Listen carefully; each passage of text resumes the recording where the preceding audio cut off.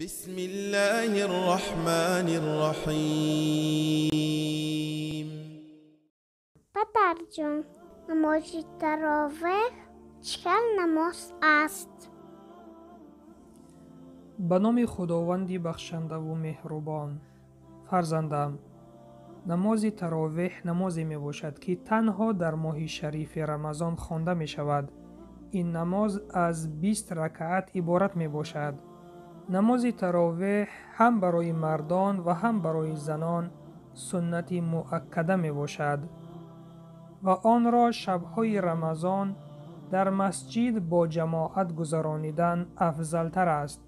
اگر شخصی نتوانست به مسجد برود، می تواند نماز تراویح را در خانه تنها گذارد.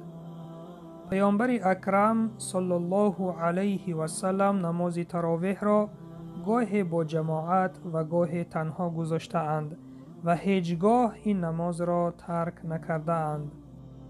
در زمان خلافت حضرت عمر خداوند از او راضی باد، با جماعت گذرانیدن نماز تراویح شروع گردید که آن تا روزهای ما ادامه دارد.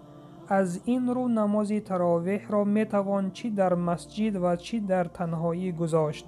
با وجود این، خواندن نماز تراویح در مسجد سنت می باشد و برای خواندن این نماز در اینجا ثواب بسیار وعده گردیده است.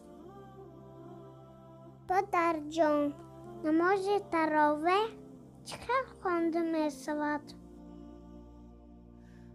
فرزندم، نماز تراویح بعد از خواندن 4 رکعت فرض خفتن و 2 رکعت سنت خفتن گذاشته می شود.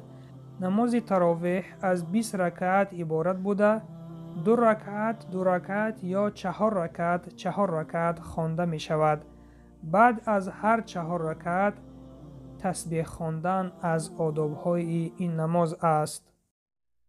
سبحان ذی الملک والملکوت، سبحان ذی العزة والعظمة والقدرة والكبریاء والجبروت. نماز تراویح را اگر 4 رکعت خوانند، به مثل 4 رکعت سنت نماز پیشین خوانده می شود. یعنی در هر 4 رکعت بعد از سوره فاتحه ضم سوره کرده می شود و بعد از ادا کردن نماز تراویح 3 رکعت نماز وتر واجب نیز با جماعت خوانده می شود. این تنها در ماه شریف رمضان است. در غیر رمضان نماز وتر با جماعت گذاشته نمی شود. فرزندم، ماه شریف رمضان یک ماه فرصت است. فرصت برای ثواب بسیار گرفتن.